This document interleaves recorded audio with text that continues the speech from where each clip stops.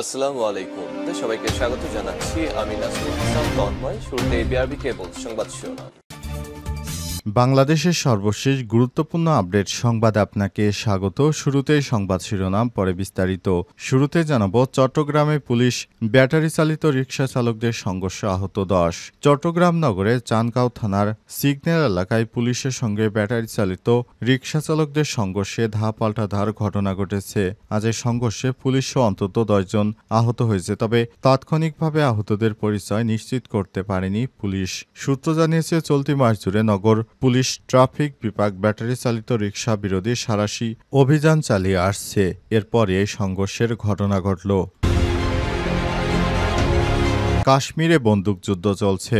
ভারত নিয়ন্ত্রিত জম্মু কাশ্মীরের পেহেলগামে আজ ভয়াবহ সন্ত্রাসের হামলার একদিন পর দক্ষিণ কাশ্মীরের কুলগাম জেলায় নিরাপত্তা বাহিনী এবং সন্ত্রাসীদের মধ্যে গোলাগুলি চলছে। স্থানীয় সংবাদ মাধ্যমের বরাতে তথ্য জানিয়েছে টাইমস অফ ইন্ডিয়া।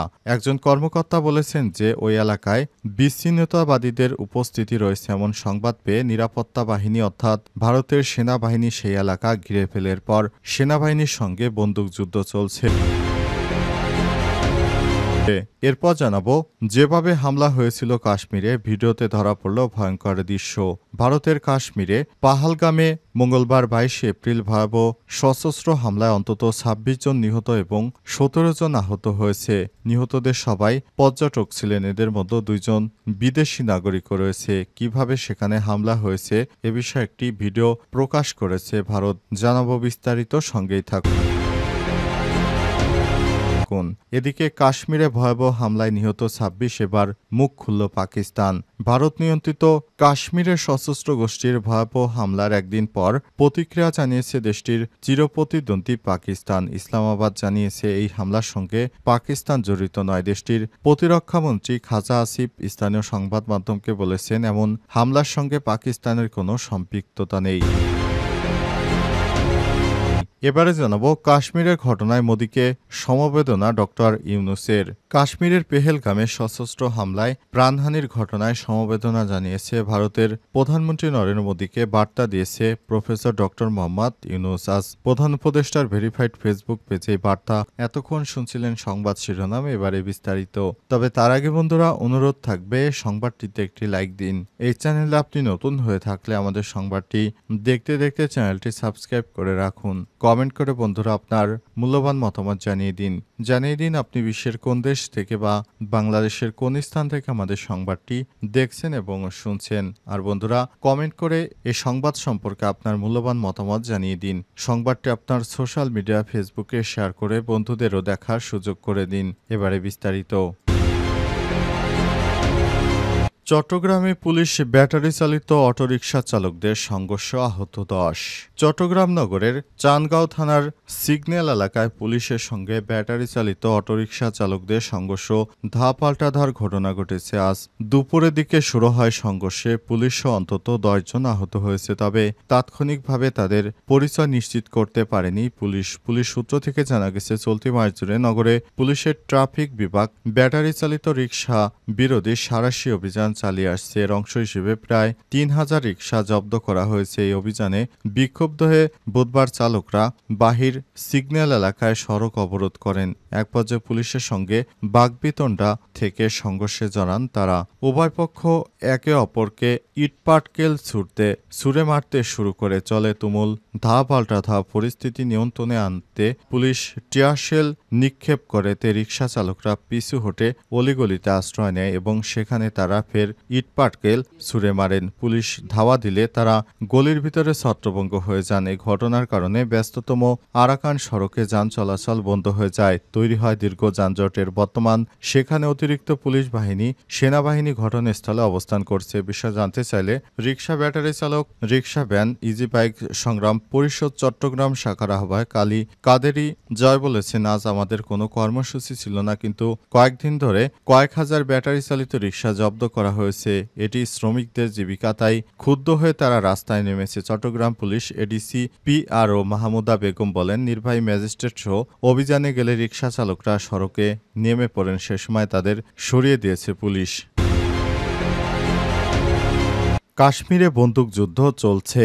ভারত নিয়ন্ত্রিত জম্মু কাশ্মীরে পেহেলগামে আজ ভয়াবহ সন্ত্রাসী হামলার একদিন পর কাশ্মীরের কুলগাম জেলায় নিরাপত্তা বাহিনীর সঙ্গে সন্ত্রাসীদের মধ্যে গোলাগুলি চলছে। স্থানীয় সংবাদ মাধ্যমের বরাতেই তথ্য জানিয়েছে টাইমস অব ইন্ডিয়া। একজন কর্মকর্তা বলছেন যে ওই এলাকায় বিচ্ছিন্নতাবাদীদের উপস্থিতি রয়েছে। এমন সংবাদ পেয়ে সেখানে নিরাপত্তা বাহিনীরা পুরো এলাকা ঘিরে ফেলে পরে গোলাগুলি শুরু হয়। এর আগে পেহেলগামে ভয়াবহ সশস্ত্র হামলায় অন্তত ২৬ জন নিহত হয়েছে। নিহতদের সবাই পর্যটক ছিলেন। এদের মধ্যে ২ জন বিদেশি নাগরিকও রয়েছে। হামলার সঙ্গে যারা জড়িত তাদের বিচারের মুখোমুখি করা হবে বলে জানিয়েছে দেশটির প্রতিরক্ষা মন্ত্রী রাজনাথ সিং। এছাড়াও এই হামলায় যারা পেছন থেকে কলকাঠি নেড়েছে তারা শীঘ্রই কঠোর জবাব পাবে বলে হুঁশিয়ারি দিয়েছেন তিনি। রাজনাথ হুমকি দিয়ে বলেছেন, পেহেলগামে কাপুরুষিত হামলায় আমরা অনেক নিরীহ মানুষকে হারিয়েছি। এই ঘটনায় আমরা গভীরভাবে মর্মাহত।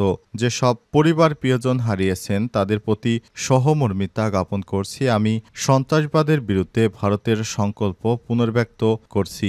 সন্ত্রাসবাদের বিরুদ্ধে আমাদের জিরো টলারেন্স নীতি রয়েছে। আমি দেশবাসীকে জানাচ্ছি, সরকার যথাযথ ব্যবস্থা নেবে। এই হামলার সঙ্গে যারা জড়িত শুধুমাত্র তারা নয়, যারা পর্দার আড়ালে কাজ করছে, অভিযুক্তরা শীঘ্রই কঠোর জবাব পাবে। আমি দেশবাসীকে আশ্বস্ত করতে চাই, কাশ্মীরের হামলা নিয়ে অফিসিয়ালি এখনো কোনো বক্তব্য দেয়নি ভারত সরকার।